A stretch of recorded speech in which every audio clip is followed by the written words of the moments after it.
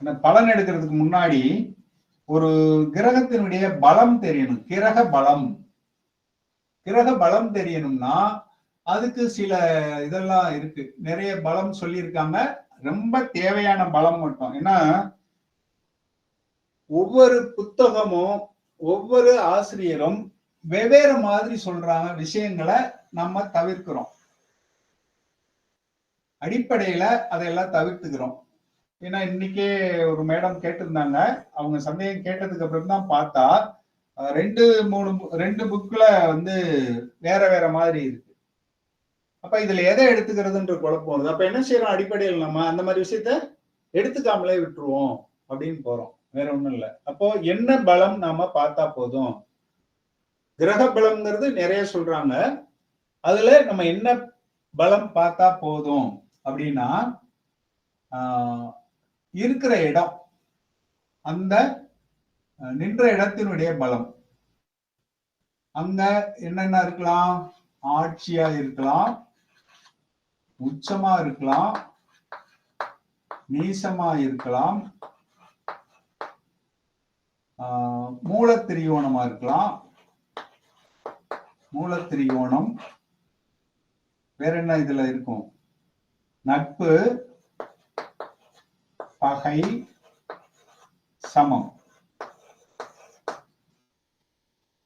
இதை பொறுத்து ஒரு கிரகத்தினுடைய பலம் மாறும். பலம், ஸ்ட்ரென்த். ஆட்சியில இருந்தா அதை எப்படி நம்ம புரிஞ்சுக்கலாம்னா, நான் இப்ப வந்து என்னோட வீட்டுல இருக்கேன், அதுலயும் என் ரூம்ல இருக்கேன்.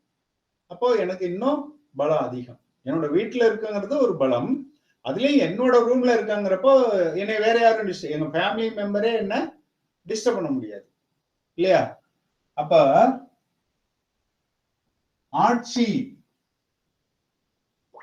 உச்சம்ங்கிறது என்னோட ரூம்லயே இருக்கிறேன், ஆட்சிங்கிறது என் வீட்டுல இருக்கேன். நீசம் என்பது என்னன்னா, அங்க வந்து பலம் இல்லாம இருக்கேன் அப்படி எடுத்துக்கலாம். பலம் இல்லாம அப்படின்னா இந்த நீசத்தை வந்து தவறாக புரிந்து கொள்ளக்கூடாது. நீசத்துல இருந்தா என்ன அர்த்தம்னா, மினிமம் தேவையான அளவு பலம் இருக்குன்னு அர்த்தம். ஒரு உடல் நேசம்ங்கிறது இறந்து போயிடல, உடல் வந்து இறந்து போயிடல. அவரு நடக்கிறதுக்கு, அவருக்கு தேவையான வேலைகளை செஞ்சுக்கிறதுக்கு, குளிக்கிறதுக்கு, சாப்பிட்றதுக்கான அந்த சத்தெல்லாம் உடம்புல இருக்கு. அந்த அளவுக்கு உடல் நல்லா இருக்குன்னு அர்த்தம். ஏன்னா இறந்து போனாதான் அதால எதுவுமே செஞ்சுக்க முடியாது. நீசம்ங்கிறது இறந்து போனது அல்ல. அதனால ஒரு கிரகம் நீசத்தில் இருந்தால் அந்த கிரகம் எதுவுமே செய்யாது அப்படின்னு எடுத்துக்க கூடாது. தேவையானது, மிக மிக அவசியமான எல்லாத்தையும் அது கொடுக்கும், தேவைக்கு மேல கொடுக்காது. அப்ப பலம். மூலத்திரியோணம் என்பதும், இப்போ நான் ஒரு ஆபீஸ்ல போயிருக்கேன், இப்போ நான் ஹெட்மாஸ்டரா இருக்கேன், எங்க ஆபீஸ்ல போய் நான் என் சேர்ல உட்காந்துருக்கேன். அப்ப எனக்குன்னு ஒரு அதிகாரம் இருக்கும் இல்லையா? அது மாதிரி மூலத்திரியோணம் என்பது. நட்புங்கிறது என் வீட்டுல இல்ல, எங்க ஆபீஸ்லயும் இல்ல, ஒரு ஃப்ரெண்டு வீட்டுல போயிருக்கேன், தங்கியிருக்கேன். வெளியூர்ல ஏதோ ஒரு வேலையா போயிருக்கேன், அங்க வந்து ஒரு ஃப்ரெண்டு வீட்டுல தங்கியிருக்கேன். அப்போ கம்ஃபர்டபுளா தான் இருப்பேன் நான். ஏன்னா ஃப்ரெண்டு வீட்டுல அப்படி, ஃப்ரெண்டுனாவே எப்படி நல்லா ஃப்ரீயா பேசிக்குவோம், எதுனாலும் உரிமையோட, காஃபி வேணும்பா வீட்டுல சொல்லி வாங்கிட்டு வருவோம், போட சொல்லுப்பான்னு சொல்லலாம் உரிமையா. அப்படி இருந்தாதான் நட்பு. தெரிஞ்சவங்க வேற, நட்பு வேற, அதை புரிஞ்சுங்க. தெரிஞ்சவங்க வீட்டுல தங்குறது வேற, நட்பு வீட்டுல. நட்புனா தோல்ல கையை போட்டுக்கிட்டு உரிமையோட சொல்றது, அதுதான் நட்பு. அந்த மாதிரி வீட்டுல இருக்கப்போ எப்படி இருப்போம்னு பாருங்க. ஏறத்தாலும் நட்பு வீட்டுல இருக்கப்போ ஆட்சியோட கொஞ்சம் குறைவா இருக்கும், ஆனா டென்ஷன் இல்லாம இருக்கும் அந்த கிரகம். நல்லா புரிஞ்சுங்க, டென்ஷன் இல்லாமல் இருக்கும். ஒருத்தர் நல்லா ஒர்க் பண்ணணும்னா டென்ஷன் இல்லாம இருக்கணும், அப்பதான் அவங்க வந்து சரியா செய்வாங்க. அப்ப நட்பு வீட்டுல இருக்கிற கிரகம் என்ன செய்யும்? செய்ய வேண்டிய வேலையை சரியா செய்யும். ஆனா பகை வீட்டுல இருக்குன்னு வச்சுக்கோங்க, வேற வழியே இல்ல, லாட்ஜ்ல ரூம் கிடைக்கல, ஃப்ரெண்டு வீடு இருக்கு, ஆனா அவங்க வீட்டை பூட்டிட்டு போயிட்டாங்க, பிடிக்காத வீடு, வேற வழியே இல்லாம அங்க போய் தங்கி இருக்கோம். அங்க எப்படி தூக்கம் வருமா முதல்ல? அதாவது பகைனா சுத்தமா அவங்க பேசி கூட மாட்டோம், அந்த மாதிரி இடத்துல போய் இருக்கிறோம் தவிர்க்க முடியாம. அப்ப எப்படி இருக்கும்? தூங்க முடியாது, சாப்பிட தோணாது. அப்போ அந்த கிரகம் என்ன செய்யும்? சரியா அந்த வேலையை செய்யுமா? செய்ய வேண்டிய வேலைய அப்படின்னு பார்த்தா ஒரு தபால் எழுதலாம்னு நினைச்சதுன்னா எழுத்தெல்லாம் மிஸ்டேக் வந்துகிட்டே இருக்கும். நினைச்சதை செய்ய முடியாது. இப்ப பகை வீட்டுல இருக்கிற கிரகம் சரியாக தன்னுடைய வேலையை செய்ய முடியாது. சமம் லாட்ஜ்ல தங்குற மாதிரி ஒரு பெருசா கம்ஃபர்ட்டும் இருக்குன்னு சொல்ல முடியாது. அதே சமயத்துல அதாவது ஃப்ரெண்டு பக்கத்துல இருக்கும்போது எப்படி இருக்கும், அது இதை விட அதிகம். லாட்ஜ்ல நம்ம தனியா என்ன சார் காசை கொடுத்துட்டோம் யாருக்கும் பயப்படல, அது உண்மைதான். ஆனா கூட ஒரு ஃப்ரெண்டு இருந்தா லாட்ஜ்ல இருக்கிறத விட சந்தோஷமா இருப்போம் இல்லையா? நம்ம ஒரு ஹெல்ப் கூட சொல்லுவோம். இப்ப இந்த தபால் எழுதணும் 2-3 எழுதுறது இருக்கு, இந்த நீ இதை ரெண்டையும் கொஞ்சம் ப்ரிப்பேர் பண்ணி கொடு, நான் பாக்குறேன், நாளைக்கு காலைல ஆபீஸ் போகணும், அதுக்குதான் ஹெட் ஆபீஸ் போலான்னு வந்தேன் அப்படின்போம் இல்லையா? அப்போ நட்புக்கும் சமத்துக்கும் என்ன வித்தியாசம் பாருங்க. சமம் என்பது லாட்ஜ்ல இருக்க மாதிரி, நட்பாவும் இல்லை பகையாவும் இல்லைங்கிற மாதிரி. காசு கொடுத்தா வரும், காசு கொடுக்கலன்னா வராது. ஹாய் ஹாய் அவ்வளவுதான். ஆனா நட்புங்கிறது கொஞ்சம் நல்லா இருக்கும், பாசிட்டிவா இருக்கும். பகைங்கிறது பிரச்சனையா இருக்கும். சமம் வீட்டுல. அப்போ ஒரு கிரகத்தினுடைய பலம் எப்படி மாறுது பாருங்க. ஆட்சிங்கிறது சொந்த வீட்டுல இருக்க மாதிரி, உச்சம்ங்கிறது அந்த சொந்த வீட்டிலேயே அவங்களுக்குன்னு ஒரு ரூம் இருக்கு இல்லையா? ஒவ்வொரு இருந்தால் ஒவ்வொருத்தருக்கும் ஒரு ரூம் இருந்தா அப்ப அந்த அவங்க ரூம்ல இருக்கும்போது இருக்க மாதிரி.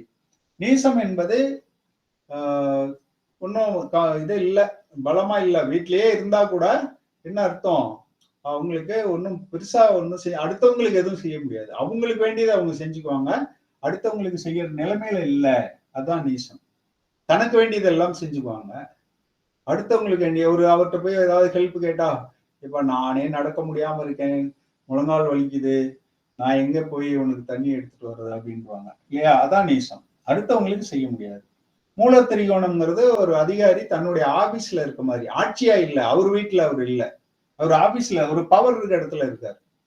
அப்போ வீட்டுல இருக்க மாதிரிதான் சில நேரம் இங்க இல்லாதது இங்க இருக்கும், இங்க இல்லாதது இங்க இருக்கும். அந்த மாதிரி மூலத்திரிகோணம் என்பது ஏறத்தாழ ஆட்சி உச்சத்துக்கு பக்கமா எடுத்துக்கலாம். அங்க அது ஒரு அதிகார வீடு. நட்பு பகை சமம் புரிஞ்சிடும். இப்போ ஒரு கிரகம் இப்ப இங்க எடுத்துங்களேன், எது ஆட்சியா இருக்குங்க?